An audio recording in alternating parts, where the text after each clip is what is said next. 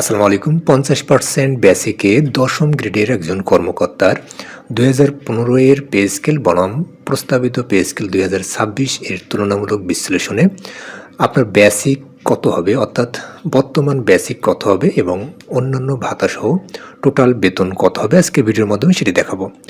তো এখানে বর্তমান মূল বেসিক ধরা হয়েছে, যেটি ইনক্রিমেন্ট সহ 35,040 টাকা এবং 2015 এর পে স্কেল অনুযায়ী দশম গ্রেডের মূল বেসিক হচ্ছে 16,000 টাকা।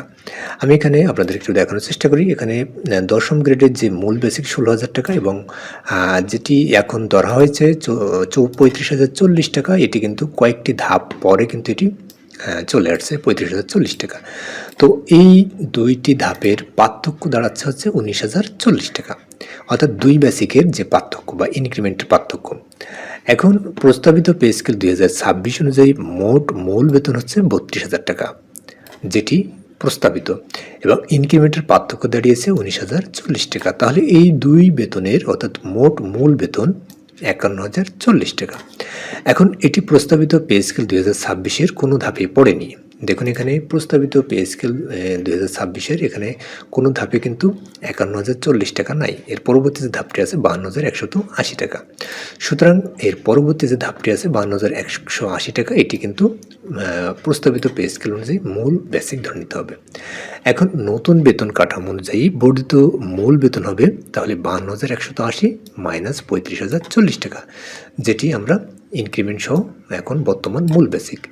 তাহলে এই দুই ইসের পার্থক্য হচ্ছে আপনার 17,140 টাকা। তাহলে 50% হিসাব করলে যেটি হবে 17,140 গুণিত 50 অর্থাৎ 8,570 টাকা। তো প্রস্তাবিত পে স্কেল বা নতুন পে স্কেলে দশম গ্রেডের বিপরীতে জুলাই মাসে প্রাপ্য মূল বেতন হবে 35,040 প্লাস 8,570, যেটি 50% হিসেবে আমরা পেয়েছি।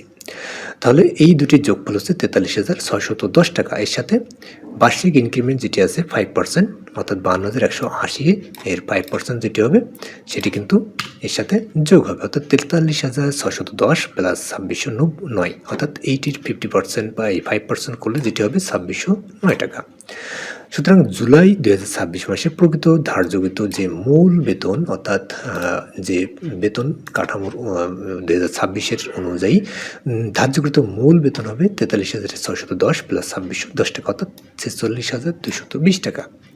তাহলে প্রকৃত মূল বেতন অর্থাৎ প্রকৃত বেতন বৃদ্ধি পাচ্ছে কত টাকা? তাহলে 46,220 মাইনাস 35,040 মাইনাস 5,256, অর্থাৎ বিশেষ ভাতা যেটি, তাহলে এইটি বাদ দিলে আপনার টোটাল বেতন বৃদ্ধি পাচ্ছে 5,924 টাকা।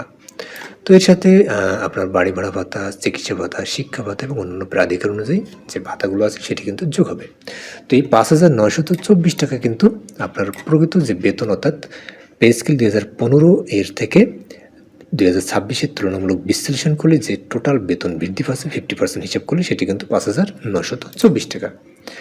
তো এটি মূলত দশম গ্রেডের একজন কর্মকর্তার 2015 এবং 2026-এর পে স্কেলের যে তুলনামূলক বিশ্লেষণ করলে যে পার্থক্যটি দাঁড়ায়, অর্থাৎ যে বেসিক বৃদ্ধি, সেটি কিন্তু আপনাদেরকে ভেঙে দেখালাম। তো আশা করি টোটাল বিষয়টি আপনাদেরকে খুব ভালোভাবে বোঝাতে পেরেছি। তো সবাই ভালো থাকবেন, সুস্থ থাকবেন, এই প্রত্যাশায় এখানে শেষ করছি। আল্লাহ হাফেজ।